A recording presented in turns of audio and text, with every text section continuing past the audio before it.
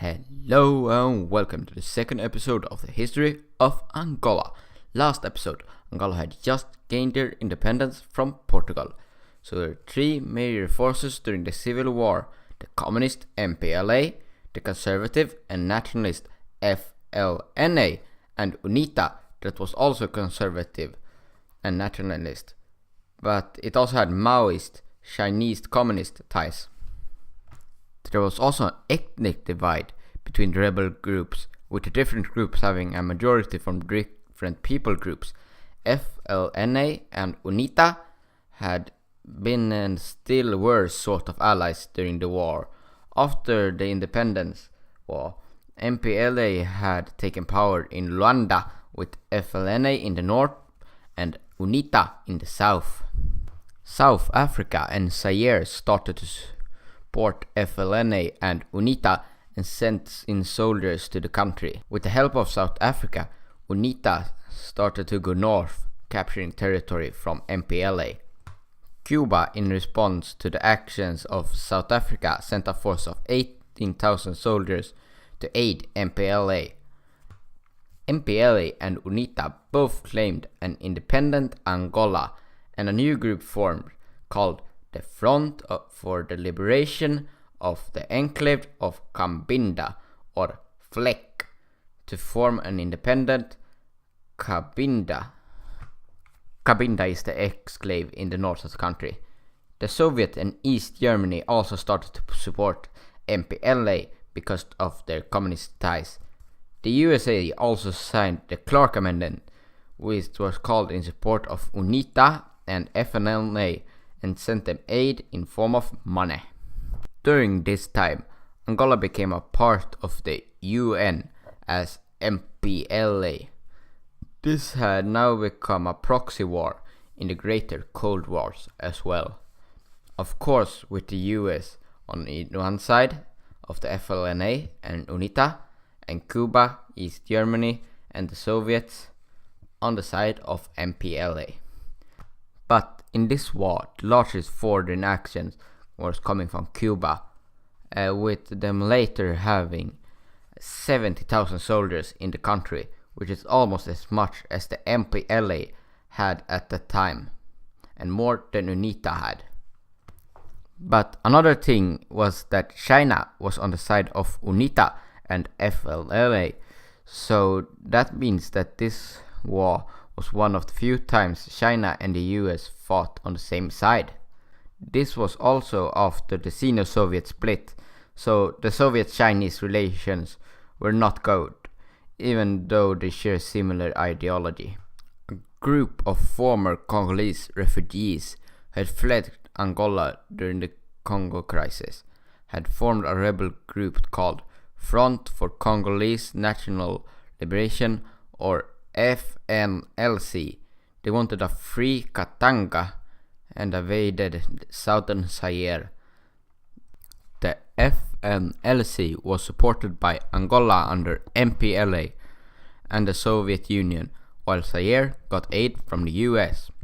This invasion was called the Shaba invasion and failed, which prompted the second Shaba invasion, which also ended in Zairean victory.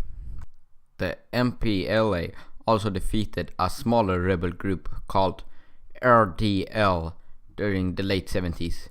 This was mainly because of a man named Nito Alves, who had rose to the ranks of the MPLA. He later visited the Soviet Union, and there he planned a coup and might have gotten aid from the Soviets. At least he claimed so himself. Neto, who ruled MPLA at that time, started to grow suspicious of Alves and dissolved the ministry Alves have been a part of, reducing his powers. Alves and his supporters had planned the coup at a committee that would determine his fate, but the MPLA switched a different location for the committee, so no coup could take place, and the committee decided to dismiss Alves from the party. Some members of the Angolan military, to support the coup, captured the Luanda radio station and tried to spread the word of the coup, hoping this order would get in. people supporting the coup captured 2 MPLA generals loyal to Neto. Later, the Cuban army in the city attacked and recaptured the radio station, and later the barracks of which the brigade who had captured it. But the people in support of the coup had captured 5 more government officials and killed 6 out of the 7 they had captured.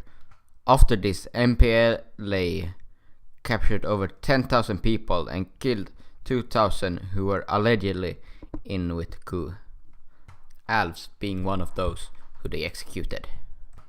Neto did not trust the Soviets, so when they tried to increase their influence in the country, Neto tried to stop them, which led to the Soviets to support the current prime minister of the country instead of Neto. But as I said, Neto did not trust the Soviets and deposed the prime minister as soon as he heard of it. Neto had gotten cancer during his years and died in a hospital in 1979. A man named José Eduardo dos Santos, the leader of the MPLA, now after Neto's death, and thus the leader of Angola. The MPLA now also crosses the Namibian border to help the rebel group SWAPO to gain Namibian independence from South Africa in the South African Border War. This led to South Africa re-entering the war against Angola and increased Soviet and Cuban support for the MPLA. USA also increased their support, saying that helping South Africa in the war would help bring out the Cubans of Angola. Savimbi, the leader of UNITA, went to USA during the 80s to increase their support and try to sway influential Americans. The US gave the UNITA $25 million, which of course a lot, but not even close to the Soviets, who gave MPLA $1 billion to aid them. UNITA and South Africa attacked southeastern Angola in what became the second largest battle in Africa ever.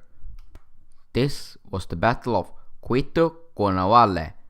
The strategic importance of Cuito-Cuanavale in its location, the MPLA wanted to control it because there was in the southeast UNITA were the strongest, and South Africa wanted to control there because they didn't want SWAPO to use the southern Angola to launch their attacks. UNITA and South Africa had taken most of the province. Then Angola came to stop them, and they were repelled during several attempts to take the territory. The battle raged on for 7 more months, and South Africa and UNITA had held off Angola and technically won the battle, even though Cuba and MPLA claim a victory. It was also after this battle Cuba joined the negotiations that had been going on between Angola and the USA for a while. They had not joined earlier since USA did not want to have them at the negotiations and had refused to discuss anything with them. South Africa had also joined the negotiation later in 1988. They all agreed to a ceasefire. UNITA was not there though, since it was only for sovereign states, but they agreed at later negotiations.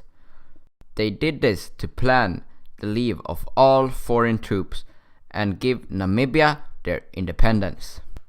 But later that year, Eduardo Santos, the leader of Angola, complained that the US and South Africa still aided UNITA. The next day, Jonas Savimbi broke the ceasefire and fighting started once again. The South African threat for the MPLA was now much smaller than before because Namibia's independence, they no longer bordered each other.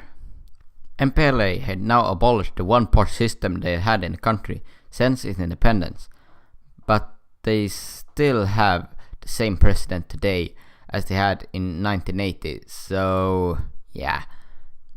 Jonas Savimbi was wounded in battle and made a trip to the US, and there he paid a lobbying firm to make the government portray UNITA well. Basically, he tried to make the US government make propaganda for him. And in this, he was successful. A new peace treaty was signed integrating UNITA into the MPLA military and government. The two parties, UNITA and MPLA, went to Portugal to sign a record making the peace, with an election to be held within a year, showing which party would lead Angola. The record also said that both sides would demobilize to form a combined military, about a third of what they now had as active fighters. While MPLA did mostly dissolve their military, UNITA did not, and when the vote happened, MPLA got just short of half the vote and UNITA around 40, and the rest for some other smaller parties. UNITA and other semi-reliable sources say that the election was rigged, with 500,000 voters who could not vote. This started fighting and massacres, mainly by the MPLA supporters. Another election were to be held, but Swalambi refused to take part in the second election, saying that it was rigged, and fighting started once again. UNITA gained much ground, capturing a lot of the territory, because the MPLA army was semi-stalled during this time, because on the short time of the peace, the US and South Africa did not aid UNITA, and the Soviet and Cuba did not end MPLA anymore. UNITA continued their victories, and in 1993 they controlled around 70% of the country, but now the government forces had mobilized and were more ready again, and the next year UNITA had lost almost half of the territory. But these last 1.5 years following the 1992 elections had taken a third of the casualties of the entire war at that point. In late 1994, a new peace was signed integrating UNITA into the MPLA military and government again, but this also failed, and a year later the war started again. It mainly failed because of this distrust between the parties, and there had been a similar agreement in the end of the independence war, and the agreement soon failed. When the treaty was broken, UN demanded that UNITA and MPLA reintegrate the peace. Since UNITA did not obey, the UN made it so UNITA leaders could not travel abroad, and all UNITA embassies would close, and no plane would land in UNITA territory, and later also decided to restrict the purchase of Angolan diamonds to stop UNITA's economy.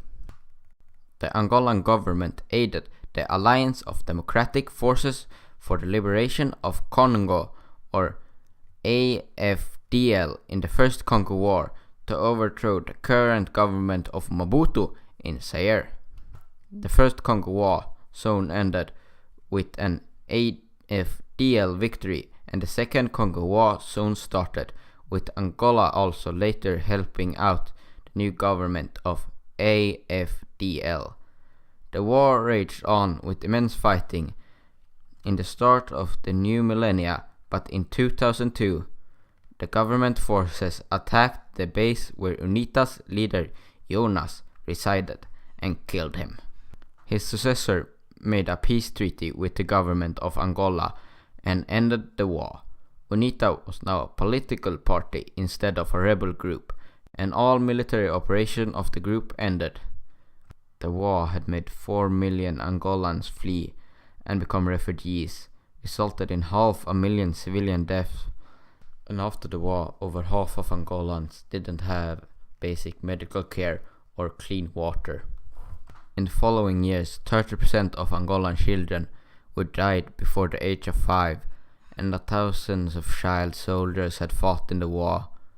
While the situation is better today, it's not by much, and 40% of people living there is below the poverty line, and the majority of people still don't have access to clean drinking water. Even though the country is so poor, Luanda is one of the most expensive cities in the whole world to live in, and over 90% of Angola's economy comes from oil. Well, that's all I have for you today. See you next time, where we'll be talking about Antigua and Barbuda.